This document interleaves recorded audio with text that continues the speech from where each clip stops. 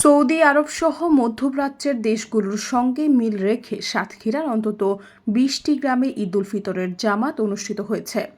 রোববার সকাল ৮টায় সদর উপজেলার ভারুখালী আহলে সুন্নাহ আল জামাত জামে মসজিদে ঈদের নামাজ অনুষ্ঠিত হয়। এতে ইমামতি করেন মাওলানা মাহবুবুর রহমান। এছাড়া সাতক্ষীরা সদরের বাউখোলা তালা উপজেলার জেঠুয়া, ইসলামকাঠি, শ্যামলনগর উপজেলার গোয়াল চত্বর সহ জেলার বিভিন্ন স্থানে একই সময়ে ঈদের জামাত অনুষ্ঠিত হয়।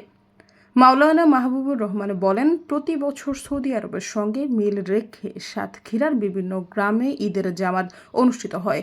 আমরা বিশ্বাস করি সারা বিশ্বের মুসলমানদের সঙ্গে একসঙ্গে ঈদ পালন করাই উত্তম।